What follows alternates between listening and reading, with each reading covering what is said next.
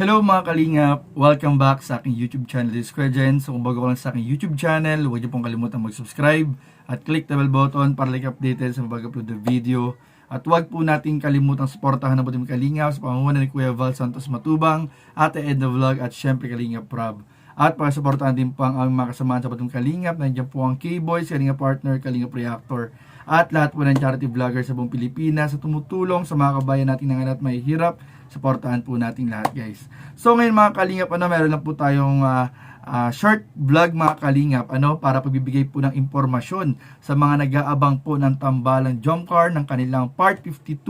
Mga kalingap, bibigyan ko po kayo mga kalingap ng konting update at mga bulong mga kalingap dahil kagabi nga po salamat po sa mga nanood ng ating maikling kabulungan mga kalingap kagabi, na grabe talaga ang dami pong natuwa sa live po mga kalingap ni Papa Joms, na kung saan po ay nung nakareceive po siya ng message or chat galing kay Carla, ay nagpasalamat po siya kay Carla, napangiti at nagpout pa po mga kalingap ng kanyang lips. At ngayon nga po mga kalingap, meron ako sa inyong ibabahagi galing po sa isang advisor mga kalingap na sobrang nagmamahal po sa Jomcar. At talagang makikita po natin mga kalingap sa supporter na ito, sa advisor na ito, na talagang solid po ang kanyang suporta sa tambalang Jomcar. Kasi itong mga nakaraang episode po, itong part 50 at part 51, ay talagang aminado po tayong lahat ay nalungkot sa mga nangyari mga kalingap kay Jomar at kay Carla.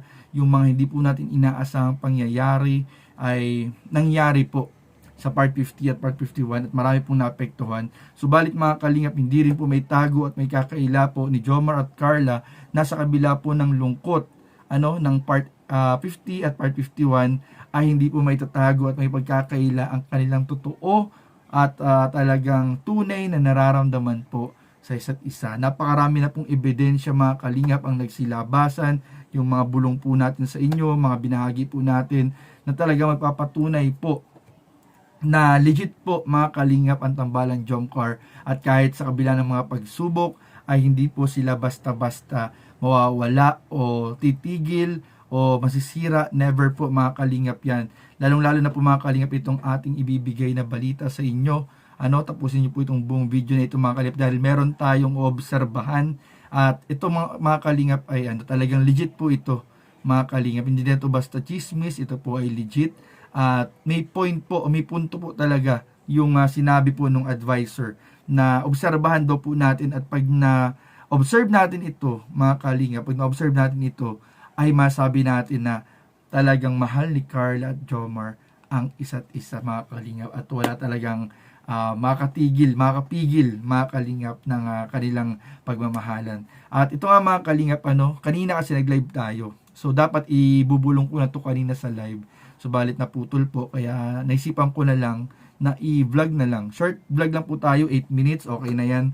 Basta importante malaman po ninyo mga kalingap na kanina po, or may post po si Carla mga kalingap, na verified na po yung kanyang Carla Topular Facebook account, para po sa mga supporters po ni Carla. Kasi dalawa po ang account ni Carla.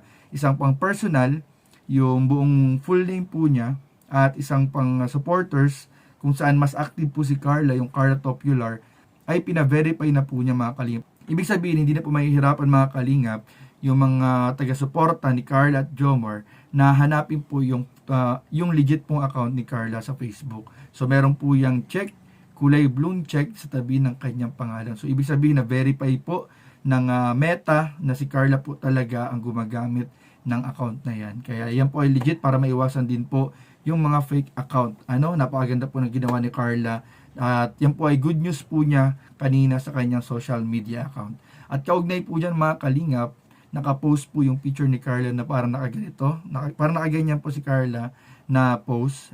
Ito po siya mga kalingap. At mga kalingap, kaugnay po dyan, na-observe po natin mga kalingap yung sinasabi ng advisor. Na isang advisor, isang sabihin natin na nagmamahal talaga po kay Jomar at Carla sa tambalang Jomcar, na sabi po niya, sa kabila po ng mga nangyayaring problema sa part 50 at part 51, pag nawala po yung sing-sing na suot ni Carla, yung promise ring na binigay po ni Papa Joms, yun na daw po ang magiging hudyat ng katapusan talaga ng lahat. Pero pag hindi po inalis ni Carla yung singsing sa kanyang daliri, ay nangangahulugan mga kalingap na talagang matibay po. Hindi na po masisira, walang makakasira, walang makakatibag sa tambalan at sa pagmamahalan ni Jomar at ni Carla. So dito nga po sa picture na pinost ni Carla, nakita po natin na suot-suot po mga kalingap ni Carla ang singsing. Ay grabe ako talaga natuwa ako kanina. Yan yung una kong na-observe. Tapos naalala ko yung advisor. Kasi ilang araw na yung nakalipas, yun yung sinabi sa akin ng advisor. Huwag na muna natin pangalanan ng mga kalingap. Basta kilala po ninyo yan. Marami nakakilala sa kanya, advisor po, na sabi niya sa akin, Kuya Jens, isa lang dyan ang magpapatunay na tapos na ang jump car pag hinubad na ni Carla yung singsing. Pero, pag hindi yan hinubad ni Carla, mga kalingap, Kuya Jens, ay nangangahulugan na tuloy-tuloy pa yan. Marami pang mangyayari at pagdadaanan, pero malalampasan niya ng tambalang jump car. So, yun yung napakagandang good news mga kalingap na naisip ko agad kanina at napansin ko dun sa post ni Carla na nakaganyan siya tapos may singsing, so pa rin niya yung singsing na bigay ni paring Jomar. Ay grabe. Kaya tutukan po natin mga kalingap ang mga magaganap pa sa part 52 ng tambalang jump car na inannounce niya po ni Kalingap Rab kagabi na baka sakali po ngayon kung kakayanin po ng oras ay i-shoot po yan mga kalingap. I-shoot po yan ni Kalingap Rab. So, kanina kasi mga kalingap, meron sana akong iaabot kay Kalingap Rab na pinapaabot din ng isang sumusuporta din. Another supporter at nagmamahal kay Jomar at Carla. Ipapaabot natin kay Kalingap Rab. Tinanong ko si Kalingap Rab kung matutuloy sila sa shooting. So, sabi ni Kalingap Rab, depende raw kung kakayanin po ng oras. So, so sana po mga kalingap, kayanin po ng oras ni Kalingap Rab na sana kayanin po ng oras sila Kalingap Rab na ma-shoot po yung part 52 ng tambalang jump car. Kasi po sobrang dami na po nag-aabang mga kalingap.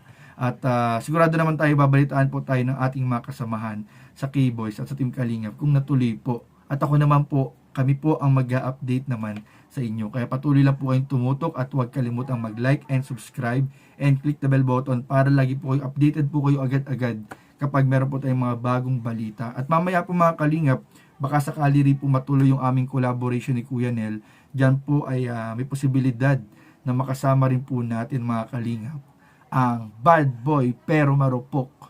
At alam ko kilala na po ninyo lahat mga kalingap kung sino yung bad boy na medyo marupok mga kalingap. Sobrang good vibes lang po tayo mamaya at titingnan po natin kung meron din pagkakataon na ma-interview po natin muli itong bad boy na medyo marupok pagdating sa isang babae. So alam ko mga kalingap, may hula na po kayo kung sino ito. At abangan po ninyo pag natuloy po yung collab namin mamaya ay siguradong good vibes po mga kalingap at bibigyan po namin kayo ng mga update. So yun lamang po mga kalingap at maraming po salamat sa inyong panunood. Please don't forget to like, comment, share, and subscribe sa ating mga video. Maraming po salamat. God bless. Bye-bye.